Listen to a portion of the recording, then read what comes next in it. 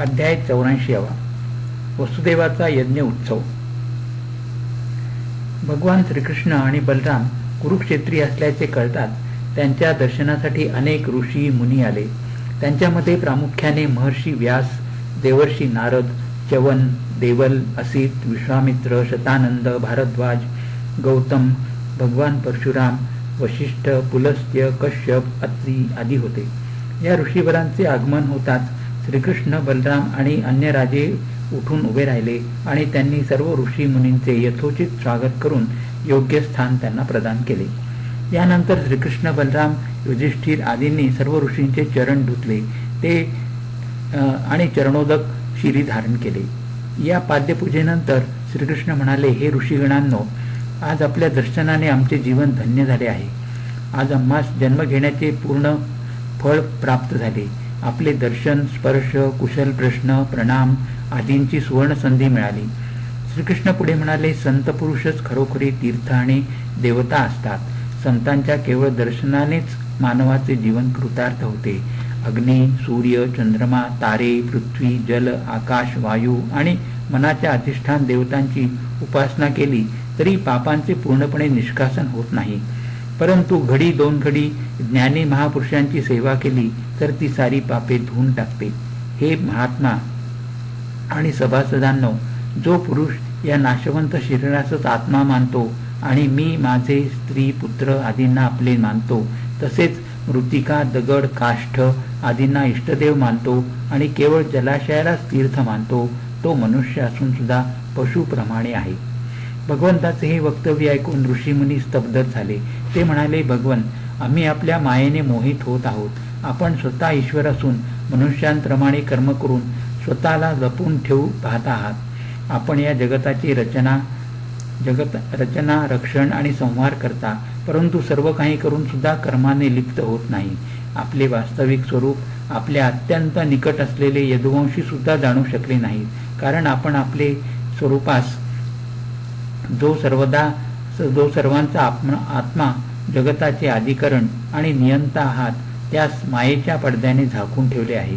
ऋषी मुनींनी भगवंतांची स्तुती केल्यानंतर वसुदेवांनी सर्व ऋषी मुनींना अत्यंत नम्रभावाने नमस्कार केला आणि विनंती केली, हे ऋषीवरांनो, ज्या कर्माच्या अनुष्ठानाने कर्माची आणि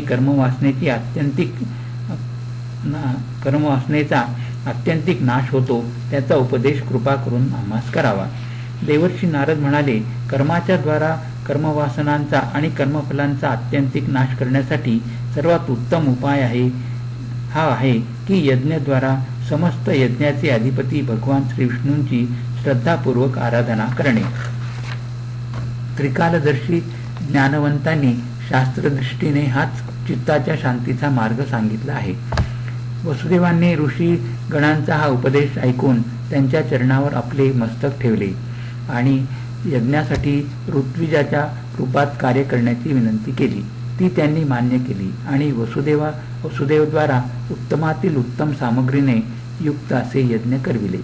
याच वेळी वसुदेवांनी नंदबाबा, यशोदा राणी आणि गोपगणांचा मोठा सत्कार केला आणि म्हणाले, हे नंदबाबा, आपण जे आम्हावर उपकार केले आहेत त्यांच्या ऋणातून कधीच आम्ही मुक्त होऊ शकणार नाहीत.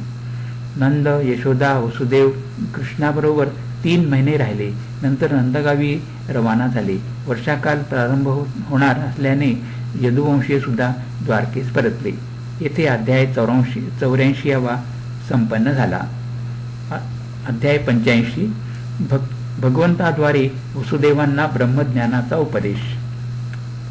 शुकदेव पुढे सांगू लागले, राजन, एके दिवशी प्रातःकाळी भगवान श्रीकृष्ण आणि बलराम प्रणाम करण्यासाठी माता पित्यांकडे गेले असताना त्यांचा नमस्कार करणे झाल्यावर पिता वसुदेव त्या दोघांचे अभिनंदन करून म्हणाले, सच्चिदानंद स्वरूप श्रीकृष्ण आणि महायोगीश्वर संकर्षण, तुम्ही दोघे सनातन आहात. मी जाणतो की तुम्ही दोघे संपूर्ण विश्वाचे कारण स्वरूप, प्रधान आणि पुरुषाचे सुद्धा नियामक परमेश्वर आहात. या जगताचे स्वामी तुम्ही दोघे आहात.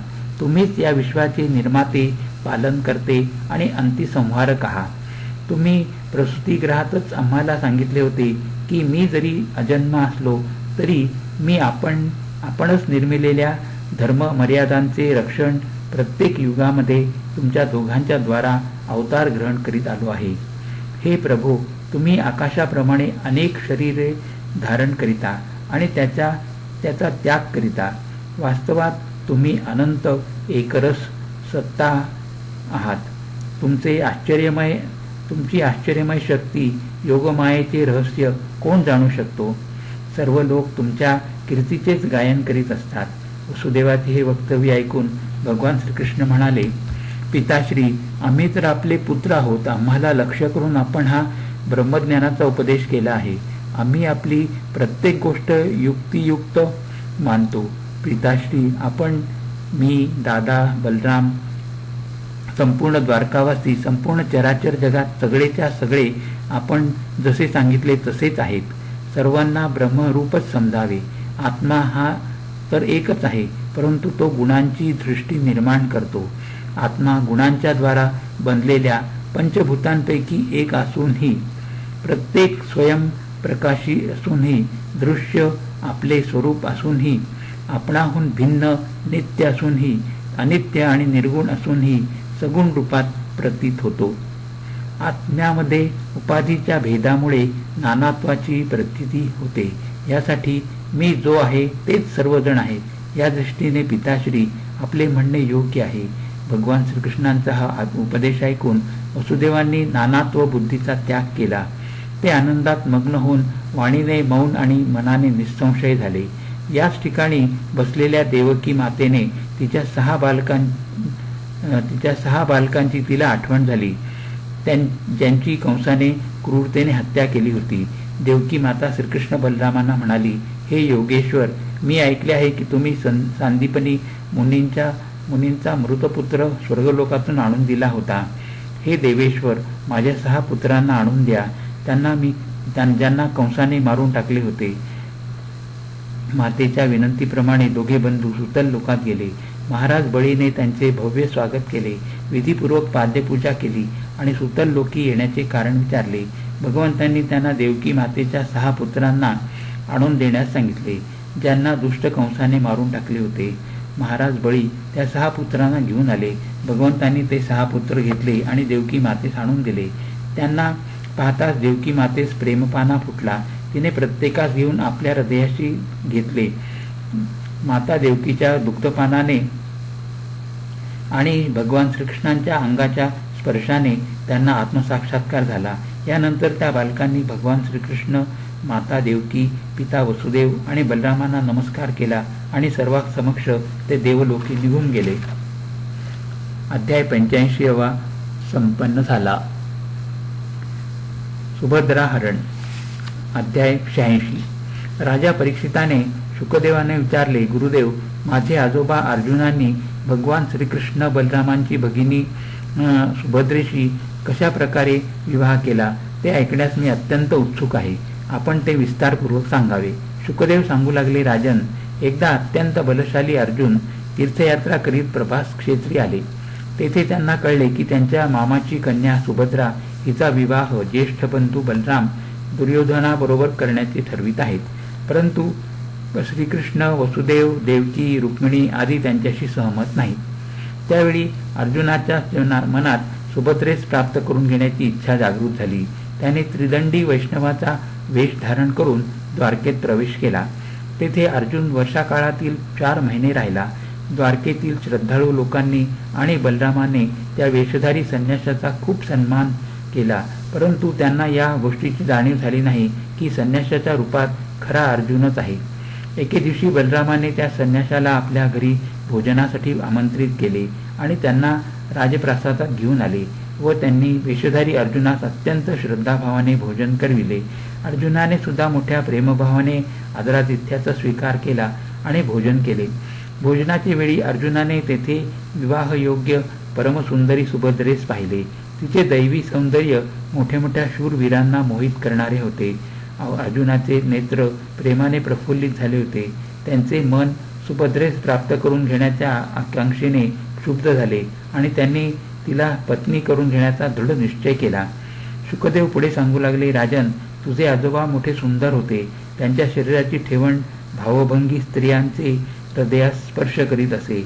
अर्जुनास पाहिल्यावर सुभद्रेच्या मनात सुद्धा त्यांनाच पती रूपात प्राप्त करून घेण्याची तीव्र इच्छा निर्माण झाली.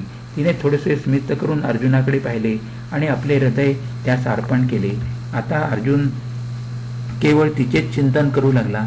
एकदा सुभद्रा रथात बसून देवदर्शनासाठी दुर्गातून बाहेर पडली. त्याच वेळी महारथी अर्जुनाने देवकी, वसुदेव, श्रीकृष्ण आणि रुक्मिणी यांच्या अनुमतीने सुभद्रेचे हरण केले. ती दोघे रथातून जात असताना काही सैनिकांनी त्यांना थांबविण्याचा प्रयत्न केला, परंतु अर्जुनाने त्यांना मारून पिटाळून लावले. सुभद्रा हरणाची वार्ता ऐकताच बलराम अत्यंत क्रोधित झाले, परंतु श्रीकृष्ण आणि अन्य सुरत संबंधीयांनी त्यांचे चरण धरून त्यांना खूप समजावण्याचा प्रयत्न केला. शेवटी बलराम त्या विवाहास तयार झाले. त्यानंतर प्रसन्न होऊन वधूवरासाठी खूप धन, दौलत, हत्ती, घोडे, दास, दासी आंधळ्याच्या स्वरूपात त्यांनी पाठविल्या. विदेहाची राजधानी मिथिला नगरीत श्रुतदेव नावाचा एक ब्राह्मण श्रीकृष्णाचे परम भक्त होते.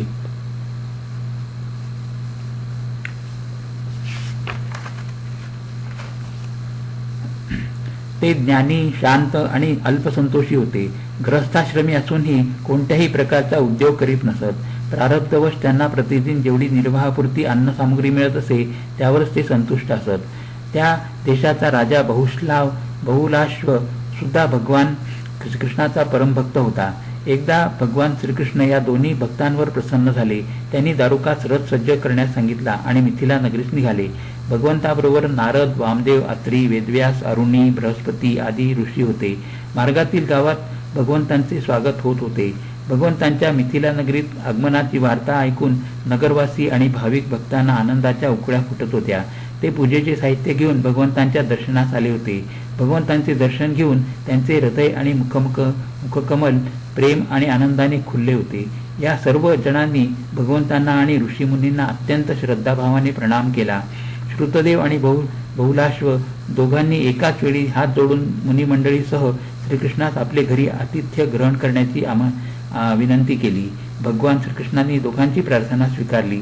दोघांनाही प्रसन्न करण्यासाठी एकाच वेळी वेगवेगळ्या रूपांनी दोघांचे घरी ते गेले. ही गोष्ट दोघांना माहीत नव्हती. प्रत्येकास वाटले की भगवान आपल्याकडेच आले आहेत. विदेहराज बहुलाश्वाच्या प्रासादात भगवान श्रीकृष्णांनी ऋषी मुनींसह प्रवेश केला तेव्हा राजाच्या आनंदाला पारावार नव्हता. त्याने श्रीकृष्ण आणि सर्व ऋषीवरांचे चरण कमल धुतले आणि ते जल शिरी धारण केले. यानंतर सर्वांची विधीपूर्वक गंध, माला, वस्त्र, अलंकार, धूप, दीप, अर्घ्य, गहू, बैल आदी समर्पित करून पूजा केली. सर्वजण भोजन करून तृप्त झाले. त्यावेळी राजा बहुलाश्वाने भगवंताचे चरणकमल आपल्या मांडीवर घेऊन त्यांना हळूहळू दाबत भगवंताची स्तुती केली. राजाने समस्त ऋषींसह श्रीकृष्णांना थोडे दिवस ठेवून घेतले. ज्याप्रमाणे बहुलाश्वाने भगवान श्रीकृष्ण आणि ऋषीमुनींच्या आगमनाचा आनंद झाला होता, तसाच श्रुतदेव ब्राह्मणाला सुद्धा भगवंताच्या आगमनाने आनंद झाला. श्रुतदेवांनी भगवंताचे आणि ऋषीमुनींचे यथायोग्य स्वागत केले. त्यांनी आपल्या पत्नीसह सर्वांचे चरणकमल धुतले आणि ते पवित्र जल आपल्या शिरी धारण केले. तसेच ते सर्व कुटुंबियांवर सिंचन केले. त्यावेळी त्या विप्राचे सर्व मनोरथ पूर्ण झाले होते. त्याने श्रीकृष्णाची सर्व ऋषी मुनींसह षोडोपचारे पूजा केली. पूजेनंतर सर्वांना सत्वगुणाची वृद्धी करणाऱ्या अन्नाचे भोजन करविले. भोजनोत्तर सर्वजण आरामात बसले असताना श्रुतदेवाने भगवंताची स्तुती केली. त्यावेळी श्रीकृष्ण म्हणाले, प्रिय श्रुतदेवा, हे महान ऋषीमुनी तुझ्यावर अनुग्रह करण्यासाठी इथे आले आहेत. हे आपल्या चरणधुळीने लोकांना पवित्र करतात. देवता, पुण्यक्षेत्र आणि तीर्थ आदी अत्यंत सावकाश पवित्र करतात, परंतु संत महात्मे आपल्या दृष्टीनेच सर्वांना पवित्र करतात. भगवान पुढे म्हणाले, हे श्रुतदेव, तुम्ही या महर्षींना माझे स्वरूप समजून पूर्ण श्रद्धाभावाने यांची पूजा करा. असे केल्यास माझे पूजन केल्यासारखेच होईल. शुकदेव परीक्षिताला म्हणाले, राजन, भगवंतांचा हा उपदेश प्राप्त करून श्रुतदेवाने भगवान श्रीकृष्ण आणि ब्रह्मर्षींची एकात्म भावाने आराधना केली. यथाकाळी तो विप्र श्रीकृष्णांच्या कृपेने भगवत स्वरूपास प्राप्त झाला आहे. हे अध्याय 86, 87 आणि 88 संपन्न झाला.